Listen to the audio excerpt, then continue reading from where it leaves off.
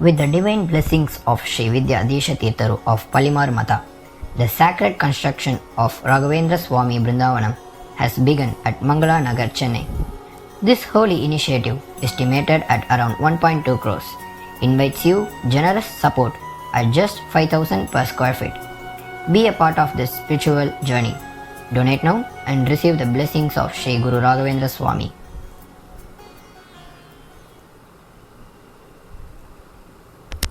வணக்கம், good morning, welcome back to MS Rainman. இனிய காலை வணக்கம். இந்த என் தனிப்பட்ட வானிலை அறிக்கை ஷார்ட் ஃபோர்காஸ்ட் இந்திய வானிலை ஆராய்ச்சி மையம் மற்றும் அரசு சார் அறிவுரைகளை பின்பற்றுங்கள்.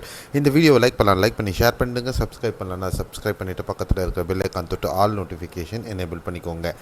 இன்றைய வானிலை அனுமானம் 18 ஜூன் 2025 உங்களுக்காக ராஜஸ்தான் பகுதிகளுக்கும் குஜராத் பகுதிகளுக்கும் இடைப்பட்ட பகுதிகளை நிறைவேற்றக்கூடிய குறைந்த காற்றழுத்த தாழ்வு பகுதி தீவிரமடைந்த நன்கமைந்த தாழ்வு பகுதியாகவும், மேற்கு வங்க பகுதிகளில் நிலவி கொண்டிருந்த குறைந்த காற்றழுத்த தாழ்வு பகுதி வலுவடைந்து நன்கு அமைந்த தாழ்வு பகுதியாகவும் மாறியிருக்கிறது.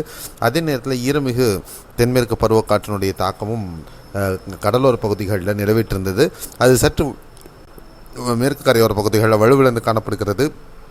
மேலும் மகாராஷ்டிரா, குஜராத், மத்திய பிரதேசம் மற்றும் டெல்லி, ஹரியானா, பஞ்சாப் ஆகிய இந்த வடமாநிலங்களில் தீவிரமடைந்து காணப்படுவதும், மேலும் வடமேற்கு பருவமழை முன்னின்று செல்வதும் நம்மளால் பார்க்க முடிகிறது.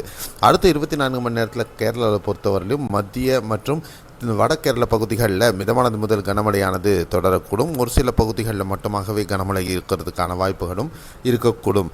அதே நேரத்தில் கர்நாடகாவை பொறுத்தவரை காவிரி நீர்பிடிப்பு பகுதிகள்,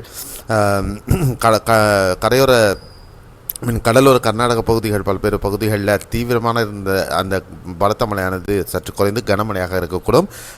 பல பகுதிகளில் காவிரி நீர்பிடிப்பு கொடகு, ஆசின், சிக்மகளூரு, தட்சிண கன்னடா, உடுப்பி, உத்தரகன்னடா, பெல்காம் ஆகிய பகுதிகளெல்லாம் மிதமானது முதல் கனமழையாகவே இருப்பதற்கு வாய்ப்புகள் இருக்கும் அப்படின்னு எதிர்பார்க்கலாம். மற்ற ஏனைய பகுதிகளில் மேகமூட்டத்துடன் ஒரு சில பகுதிகள் லேசான மழையாகவே கர்நாடகத்தில் இருக்க வாய்ப்பு இருக்குது.